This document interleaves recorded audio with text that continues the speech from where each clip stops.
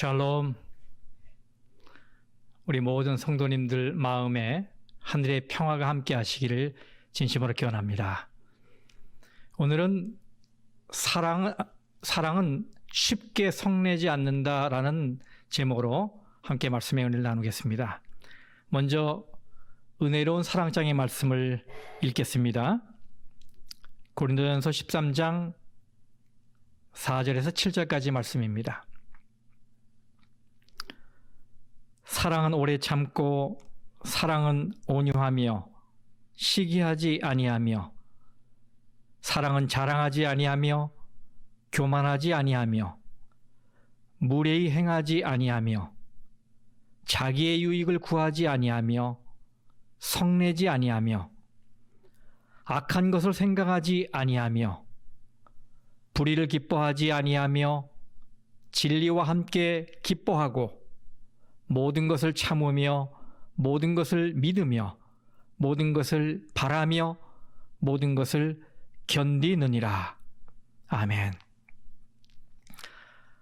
오늘 본문의 말씀은 5절에 있는 사랑은 성내지 아니하며입니다. 얼핏 보면 두 형제는 아무런 문제가 없어 보입니다. 그들이 예배를 마치고 나올 때 그 두 형제에게서 어떤 문제를 전혀 찾지 못했습니다. 그래서 그 두 형제의 사이를 염려한 사람은 아무도 없었습니다. 그들은 여타 다른 형제들처럼 같은 점도 있었고 다른 점도 있었습니다. 같은 점이라면 같은 문화권에서 태어나고 자랐고 같은 언덕배기를 구르며 놀았고 같은 동물들과 어울려 놀았고 또 사용하는 언어가 같은 액센트고 또 같이 하나님을 섬겼습니다. 다른 점이라면 한 사람은 동물을 좋아했고 다른 사람은 농사일을 좋아했습니다. 그런데 그중 하나가 왜 자기 형제를 죽였을까요? 왜 그런 끔찍한 살인을 해야 했을까요? 여러분, 누구 이야기인지 아시겠죠? 창세기 4장에 나오는 가인과 아벨 이야기입니다. 여러분, 왜 가인은 동생 아벨을 죽였을까요? 성경은 그 실마리를 제공하고 있습니다. 창세기 4장 5절 말씀입니다. 가인이 몹시 분하여 안색이 변하니. 성경에서 그 누군가가 화를 냈다는 말이 처음 나오는 구절입니다. 그는 살인하고도 남을 엄청난 분노를 느꼈습니다. 사실 화를 내는 것 자체는 큰 문제가 아닙니다. 화는 하나님이 창조하신 감정들 중에 하나이기 때문이에요. 우리가 흔히 감정을 희노애락이라고 말하지 않습니까? 기쁨, 노여움, 슬픔, 즐거움 이런 걸 말하는 것이지요. 기쁨도 슬픔도 또 즐거움도 표현되어야 합니다. 마찬가지로 노여움도 표현되어야 합니다. 하나님이 이렇게 말씀하셨어요. 에베소서 4장 26절 말씀. 분을 내어도 죄를 짓지 말며. 제가 이 말씀을 원어에 나와 있는 대로 끊어서 읽어보겠습니다. 분을 내라. 그리고 죄를 짓지 말라. 여러분, 그러므로 가인이 살인이라는 행동은 절대로 해서는 안 되었지만은 화를 낸 것은 할 수 있는 일이었습니다. 하지만 화는 죄는 아니지만 우리를 잘못된 방향으로 끌고 갈 가능성이 많은 감정이지요.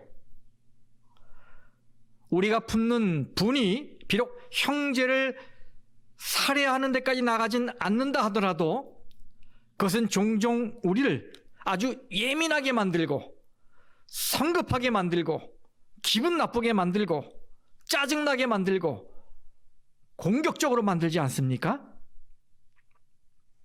그래서 성경은 말합니다. 사랑장에서 사랑은 뭐하지 아니하며요? 성내지 아니하며. 이 성낸다는 말을 원어로 찾아보면 파록스노예요. 파록스노. 이 단어는 신약 성경에서 단 2번만 사용되었습니다. 한 번은 이 본절이고 다른 하나는 사도행전 17장 16절입니다. 바울이 아덴에서 그들을 기다리다가 그 성에 우상이 가득한 것을 보고 마음에 격분하여, 여러분 여기 격분하다는 말이 파록스노예요. 격분, 격렬하게 분노한다 이런 뜻이잖아요. 그러니 저는 여러분이 이 사랑은 성내지 아니하며 라는 말씀에 이 성낸다는 말이 어떤 의미인지 이해하셨으라고 생각됩니다. 영어 단어 중에서 심한 경련, 이 발작을 뜻하는 패록시즘이라는 말이 이 파록스노에서 나온 말이라고 합니다. 그러니 이것은 단순히 화를 내는 정도를 말하는 게 아니에요. 이것은 누가 보아도 깜짝 놀랄 만큼 갑작스럽게 격렬한 분노를 발하는 이 발작적인 분노를 말하는 것입니다. 또한 이 헬라어 이 파록스노 속에는 날카로운, 뾰족한, 그리고 예리한이라는 뜻의 옥수스라는 단어가 들어있어요. 그래서 이 성낸다는 것은 뾰족하고 날카로운 감정과 관계가 있는 거예요. 사랑이 없는 사람은 자기 것에만 집착합니다. 그래서 자기 것이 조금이라도 침해당했다고 여겨지면 즉시 발작적으로 분노를 일으키는데 바로 그것이 자신을 찌르고 상대도 찌르는 날카로운 흉기가 되는 거예요. 그래서 이 사랑은 성내지 아니하며 라는 말씀을 원문에 비추어서 다시 번역해 보겠습니다.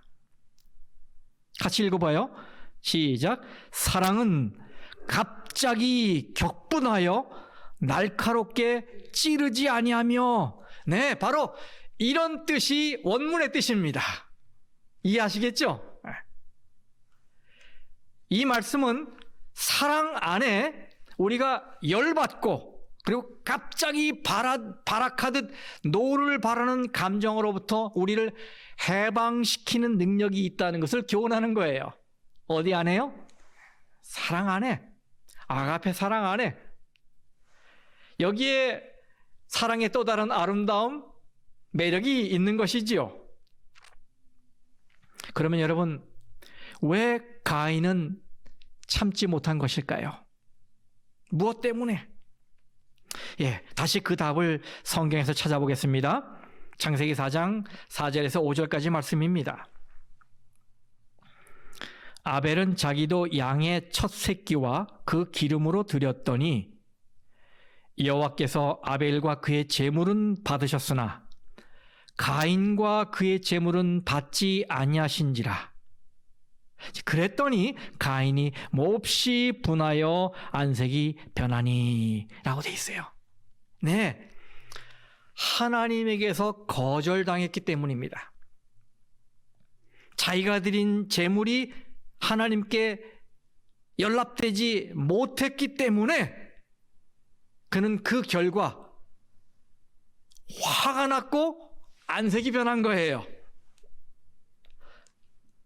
많은 경우에 거절과 분노의 감정은 하나의 커플처럼 같이 등장을 합니다. 예를 들어 볼게요. 야곱의 아들들도 아버지에게서 똑같은 감정을 느낍니다. 야곱이 아버지가 요셉을 애지중지하지요. 그런데 다른 아들들은 소홀히 하게 됩니다. 그랬더니 그 결과 요셉의 형들이 화가 났어요. 그래서 창세기 37장 4절 말씀에 그의 형들이 아버지가 형들보다 그를 더 사랑을 보고 그를 미워하여 그에게 편안하게 말할 수 없었더라, 이렇게 말하고 있어요. 사울 왕도 같은 경험을 했습니다. 누가 영웅인가를 선택하는 자리에서 백성들이 기름 부음 받은 왕 사울을 선택하지 않고 풋내기 소년 다윗을 선택합니다. 바로 이때 백성들에게서 거절당했다는 이 느낌 때문에 사울이 화가 났습니다.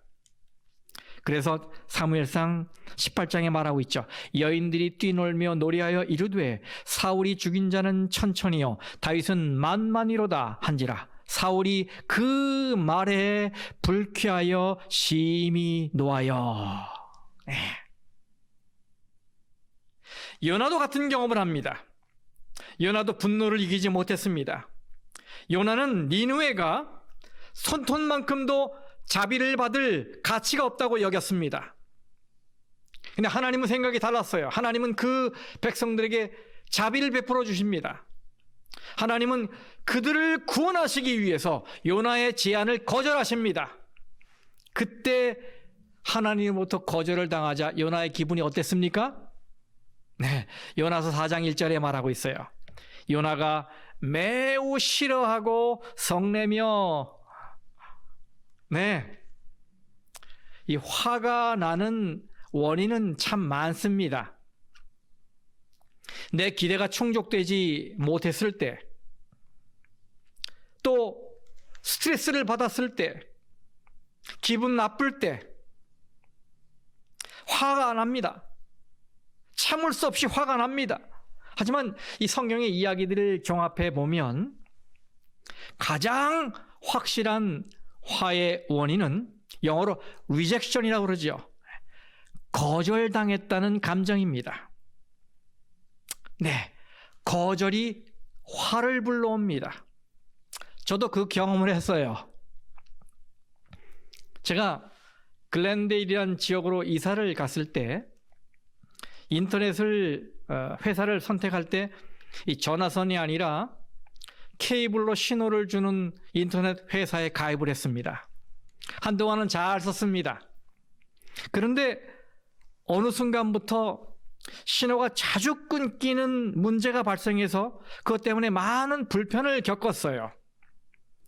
그래서 회사에 전화해서 조치를 해달라고 했더니 이 회사가 새 모뎀으로 교체하면 해결될 수 있을 것 같다고 택배로 새 모뎀을 보내줬어요.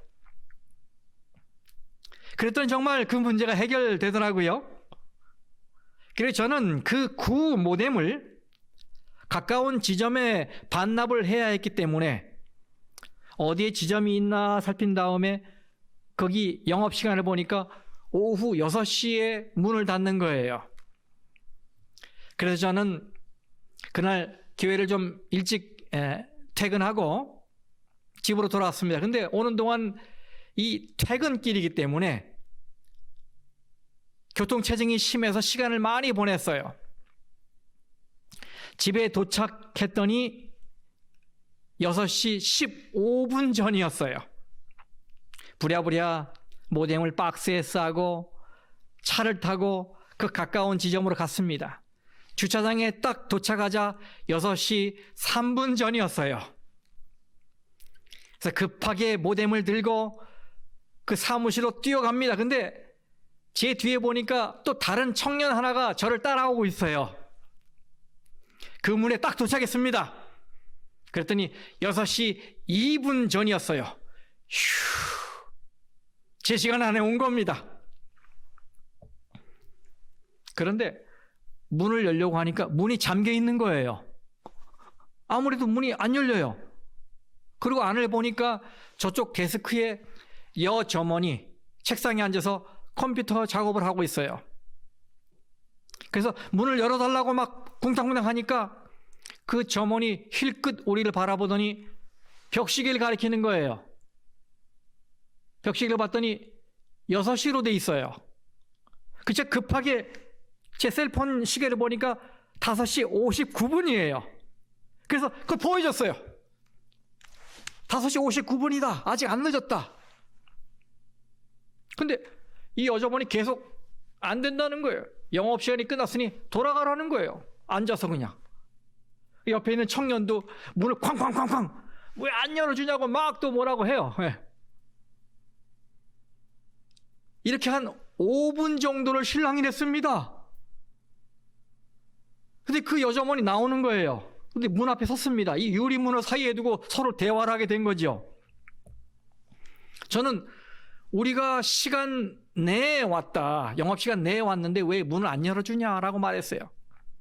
그랬더니 그 여자분은 계속 벽시계 가리키면서 시간이 지났었다. 시간이 지났었다. 그러니 돌아가고 내일 8시, 아침 8시 이후에 와라 라고 이야기하는 거예요. 그럼 다시 돌아가는 것입니다. 이 말이 안 먹혀요. 그 벽시계가 조금 빨랐던 것 같습니다. 이 셀폰 시계가 더 맞잖아요. 그래서 열어달라고 얘기했는데도 안 된다고 그러면서 탁 자기 자리에 가서 보는 척도 안 하고 컴퓨터 작업을 하고 있더라고요. 참 제가 그때 분을 삼키며 집으로 돌아와야 했습니다.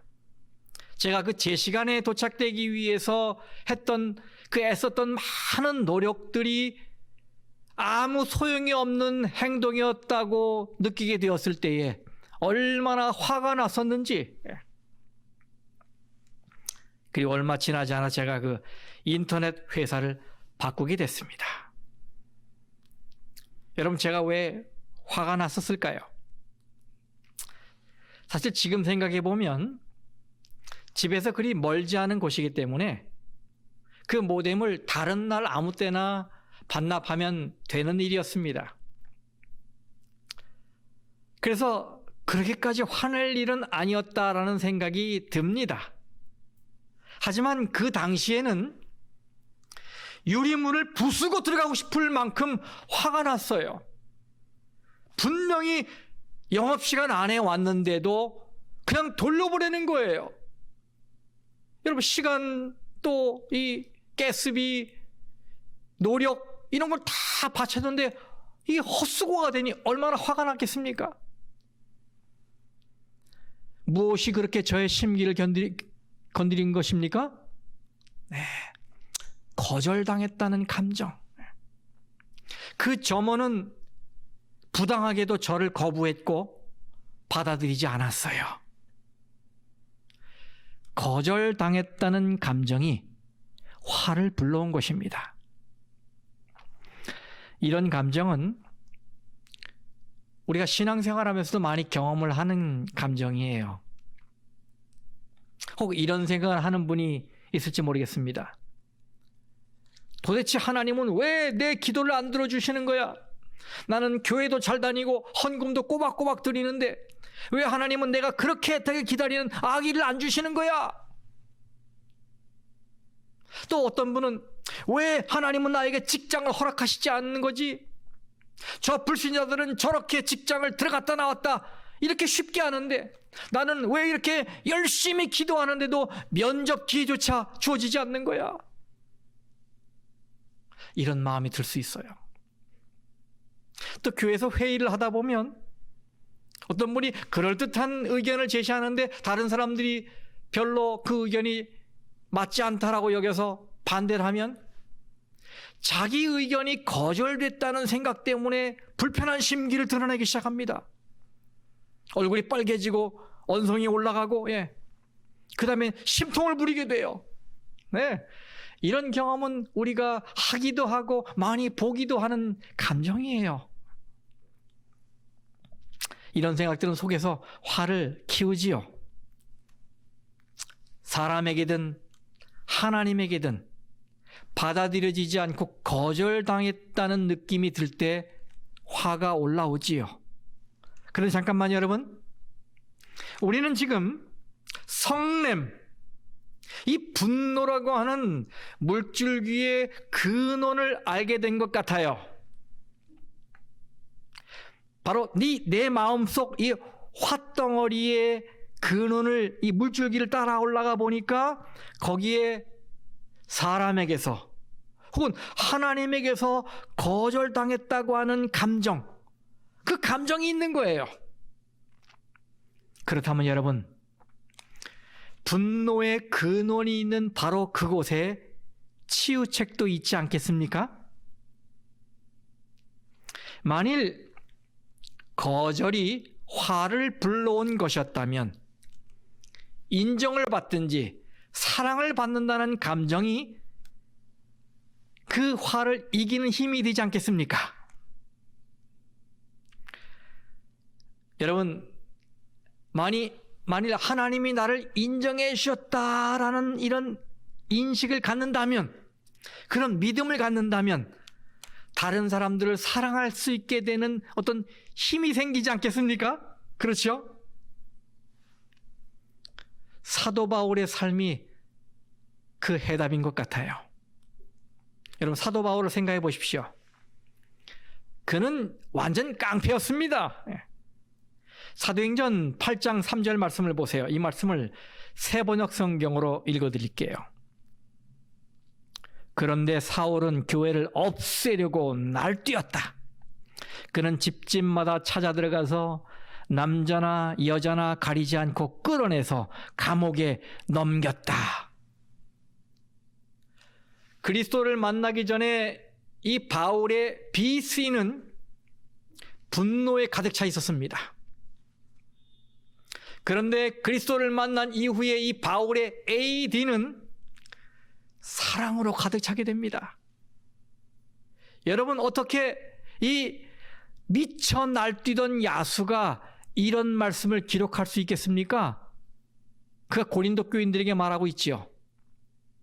내가 너희를 위하여 항상 하나님께 감사한다.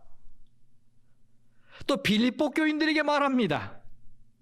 이는 너희가 내 마음에 있음이며 내가 예수 그리스도의 심장으로 너희 무리를 얼마나 사모하는지 하나님이 내 증인이시니라.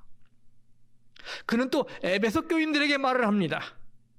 내가 기도할 때에 기억하며 너희로 말미암아 감사하기를 그치지 아니하고, 데살로니가 교인들에게도 말하고 있지요.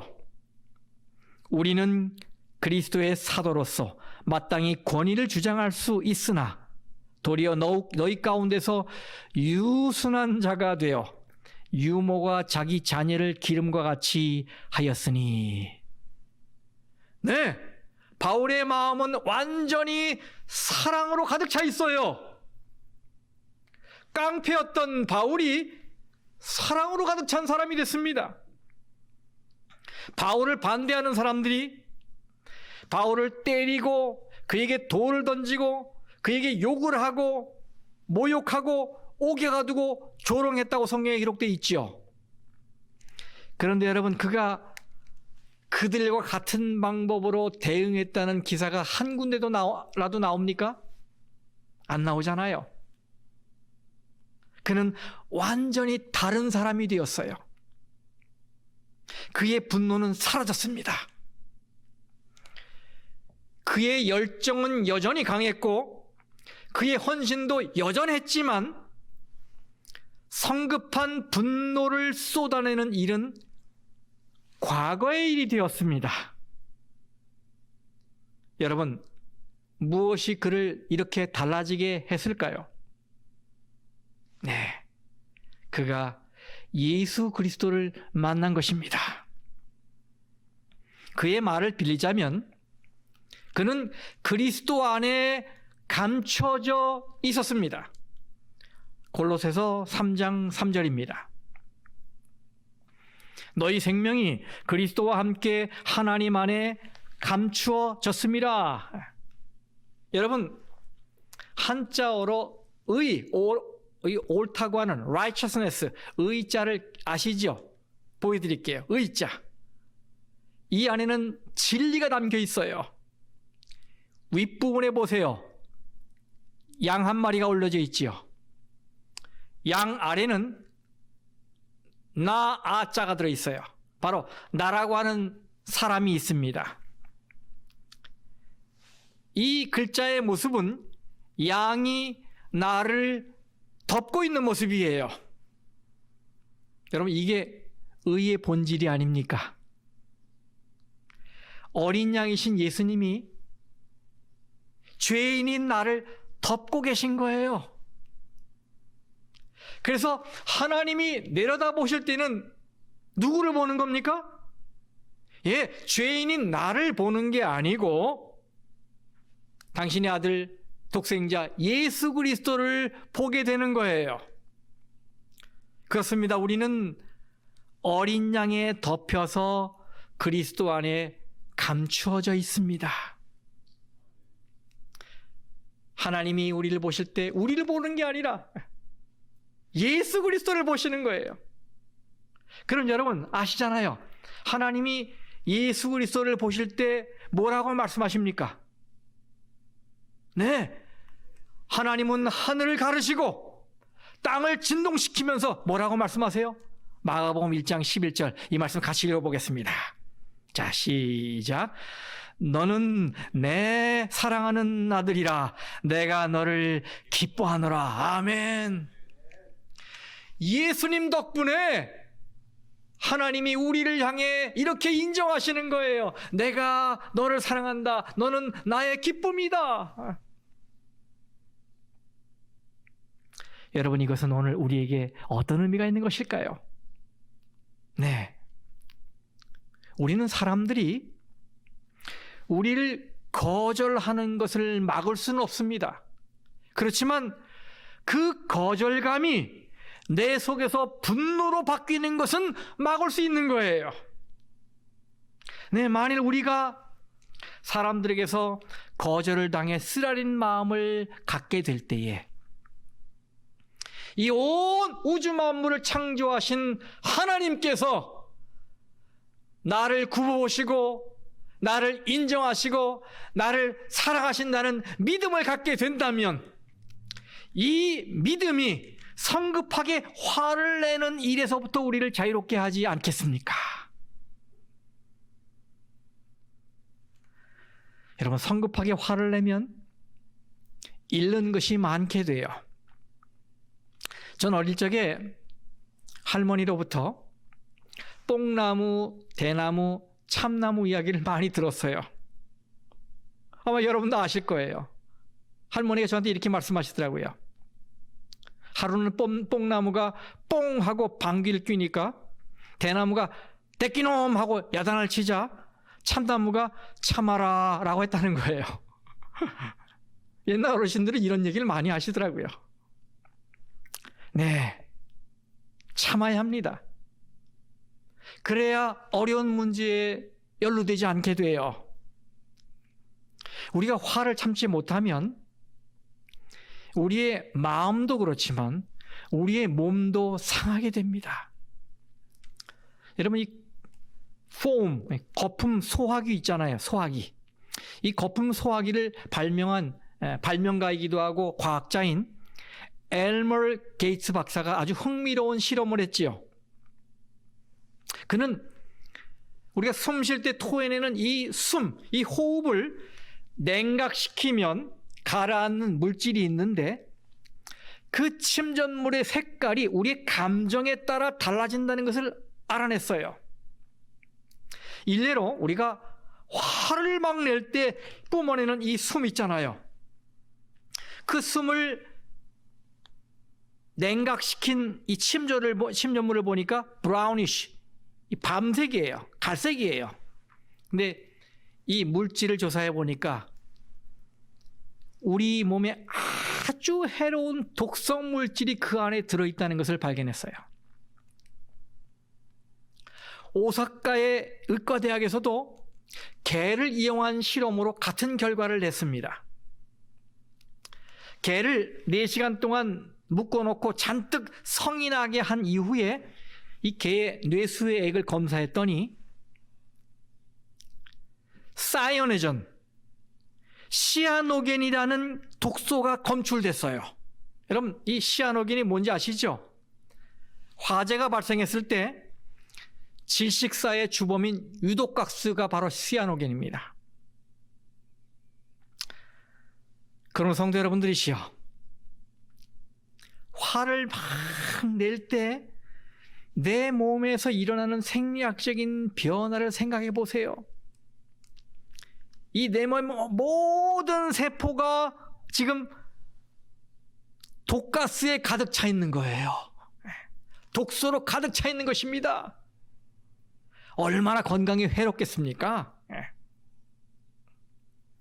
또 내가 그걸 내뿜을 때 상대의 마음에 꽂힐 그 독소를 생각해 보세요. 화를 내면 나도 죽고 상대도 죽는 것입니다. 학교에서 문제를 일으킨 한 학생이 선생님에게 말했습니다. 선생님, 저는 성질은 내지만 오래가진 않습니다. 그래서 선생님께서 이렇게 말씀했어요. 그래? 그건 수소폭탄도 마찬가지야. 그것도 떨어진 후에 오래가지는 않지. 그러나 무엇으로 그 재난의 상처를 복구할 수 있겠니? 이렇게 되받았어요. 그렇죠, 여러분. 화를 낸 이후에 자신은 뒤끝이 없다고 말하는 분들이 있지만 상대방은 이미 폭격을 받아서 씻을 수 없는 큰 상처를 안고 살아가게 되었다는 사실을 잊어서는 안 됩니다. 우리가 금요일 저녁마다 예수님의 산상설교를 연구하고 있잖아요. 예수님은 이 화가 뭐와 같다고 말씀하시는 것입니까? 살인과 같다고 말씀하시는 것이지요. 그것은 나 자신도 죽이고 상대도 죽이는 살인 무기인 거예요. 그러므로 우리는 먼저 우리 자신이 하나님의 큰 사랑을 받고 있고 인정을 받고 있는 가치 있는 존재, 사랑스러운 존재라는 믿음을 가질 필요가 있어요. 그래서 이 아름다운 확신으로 내 몸에서 일어나는 화를 누를 필요가 있는 것입니다. 제가 여러분에게 도움이 되길 바라면서 몇 가지 화가 나려고 할 때 혹은 화가 났을 때 화를 이기는, 극복하는 방법을 좀 제안하겠습니다. 첫 번째, 예수의 눈으로 보는 훈련을 해야 합니다. 화가 나려고 할 때의 상황이지요. 예수의 눈으로 봐야 합니다. 이 예수의 눈으로 본다는 것은 관점의 변화를 말하는 것이지요. 누가복음 15장에 탕자의 비유가 나오는데 이 탕자의 비유에는 두 가지 관점이 나옵니다. 형의 관점, 아버지의 관점입니다. 형도 탕자를 봤습니다. 근데 형의 마음에는 분노가 일어났어요. 형의 눈에 동생은 집안의 재산을 허비한 자입니다. 그래서 그냥 떠돌아다니다가 객사에도 그만은 괜찮은 그런 존재였어요. 그런데 아버지 눈에는 달리 보였죠. 아버지는 탕진하고 잃어버린 그 소유보다 그 아들 자체가 더 소중했어요. 그렇습니다, 여러분. 물질보다 사람을 더 우선하는 것이 하늘 아버지의 마음입니다. 우리는 하나님이 기뻐하시는 것을 기뻐할 줄 알아야 하고 하나님이 슬퍼하시는 것을 슬퍼할 줄 알아야 합니다. 그게 하나님과 코드가 맞는 게 아니겠습니까? 그게 하나님의 뜻에 일치하는 생활이 아니겠어요? 예수님은 십자가 위에서 기도하셨지요. 아버지, 저들을 사하여 주옵소서. 자기들이 하는 것을 알지 못하나이다. 그러므로 여러분, 우리도 화가 나는 그런 상황 때 예수님의 눈으로 상대를 바라볼 필요가 있어요. 우리 모두는 이 십자가가 필요한 사람들이에요. 십자가를 통해서 보면 모두가 다 소중한 사람들입니다. 그러므로 화가 나려고 할 때 하나님 저에게 예수님이 십자가상에서 로마 군병들을 바라볼 때 보셨던 그 눈을 저에게 주십시오라고 기도하시길 바랍니다. 그러면 그 화를 이길 수 있는 힘을 하나님께서 주실 거예요. 자, 두 번째입니다. 하나님 앞에서 풀어야 합니다. 어느 부부가 부부싸움을 했어요. 근데 이상한 건 싸움이 시작되면 항상 남편이 일방적으로 공격했지 아내는 별로 말이 없어요. 오히려 그때마다 아내는 더 침착해지고 조용해지는 거예요. 그래서 어느 날 남편이 아내의 자제력에 대해서 궁금해서 이렇게 물었습니다. 여보, 나는 내가 당신에게 화를 낼 때마다 전혀 대응을 하지 않는데 어떻게 그렇게 화를 참고 자제할 수 있어? 그랬더니 아내가 대답해요. 나는 화가 날 때마다 화장실 청소를 하면서 화를 풀기 때문이에요. 응? 화장실 청소? 화장실 청소가 어떻게 도움이 되는데? 그랬더니 아내가 태연스럽게 말합니다. 나는 화장실 청소할 때 늘 당신의 칫솔로 변기를 닦아요. 여러분, 이렇게 풀면 안 되겠죠? 네.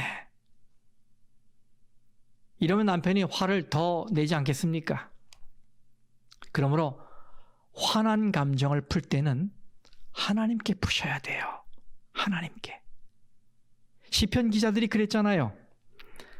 여러분, 이 시편 읽어보면 이 분노가 막 용수름 치는 글귀들 읽게 돼요. 그들은 하나님 앞에 있는 그대로 쏟아부었어요.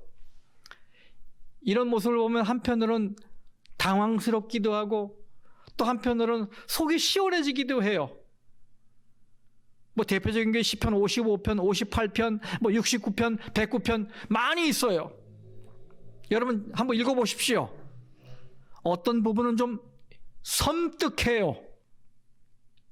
하나님 앞에서 자기를 괴롭게 하는 원수들을 향해 분노를 쏟아놓는 이 저주의 시편들입니다. 그런데 여러분, 이것이 기도의 중요한 기능 중에 하나가 아니겠습니까? 이 쏟아부으면 카타르시스가 일어나잖아요. 그러면서 스트레스가 풀리는 거지요. 그들은 있는 감정 그대로 하나님께 쏟아부었어요. 그러면서 그것을 이겼어요. 그럼 성도 여러분 마음속에 일어나는 이 화나는 감정을 이 사랑하는 가족들에게 쏟아붓지 마세요. 친구에 쏟아붓지 마세요. 오히려 하나님께 쏟아부으십시오. 하나님은 후히 주시고 꾸짖지 아니하신다고 그랬잖아요. 하나님 안 꾸짖으셔요. 예. 다윗이 시편 109편 4절에 뭐라고 그럽니까? 나는 사랑하나 그들은 도리어 나를 대적하니 나는 기도할 뿐이라. 다윗은 원수들에게 그대로 보복하지 않습니다. 그는 오랫동안 화를 품지 않았어요. 대신 그 마음을 하나님께 쏟아부었어요. 하나님이 다 받아주셨죠. 다윗은 하나님께 다 쏟아붓건 카타르시스를 경험하면서 이 마음의 정화를 경험하면서 그 화를 이기고 이겼던 거예요. 자신의 감정을 무지막지한 저주로 기도 시간에 다 쏟아부은 겁니다. 하나님께 모든 감정을 다 맡긴 거예요. 그러나 여러분, 화를 사람들에게 풀지 마시고 하나님께 푸시기 바랍니다. 자, 세 번째, 해지기 전에 풀어야 합니다. 화는 오랫동안 가지고 있으면 안 됩니다. 사도 바울은 분을 내어도 죄를 짓지 말며 해가 지도록 분을 품지 말라고 그랬지요. 여러분, 우리가 열받으면 뭐가 열린다고 표현합니까? 이 뚜껑이 열린다고 그러잖아요. 요 때가 위험한 때입니다, 여러분. 사탄 마귀가 아주 쉽게 우리 속으로 들어오는 때가 언제냐? 요 뚜껑이 열릴 때입니다. 이 출입구가 열리니까 쉽게 들어오는 거예요. 우리를 망가뜨리는 것이지요. 그러므로 하나님께서 시간을 허락해 주셨어요. 이 해가 떠 있는 동안만은 그렇게 해도 그 이유는 빨리 해결해라. 전화를 해서 풀든지 직접 가서 풀든지 빨리 화해해라, 이거예요. 왜 그래야 합니까? 네, 시간이 연장되면 마귀가 그것을 이용하기 때문입니다. 그러나 성도 여러분, 부디 화가 났을 때 이 성경의 권면대로 해가 지기 전에 신속하게 푸시기 바라요. 좀 달라져야 하지 않겠습니까? 말씀을 실천해 보세요. 큰 축복과 은혜가 임하는 걸 여러분 경험하실 거예요. 자, 오늘 사도 바울은 이 성냄과 화가 들끓는 세상에서 우리에게 호소합니다. 사랑은 성내지 않으며. 그렇습니다. 저는 여러분들이 이 우주의 왕이신 하나님의 인정을 받고 하나님의 사랑을 받는 존재라는 사실을 꼭 기억하시고 하나님에게 받아들여진 존재라는 이 의식으로 마음에서 일어나는 화들을 잠재우시길 바랍니다. 그리고 그런 사랑의 마음을 품고 가족에게, 친구에게, 이웃에게 사랑을 나눠주십시오.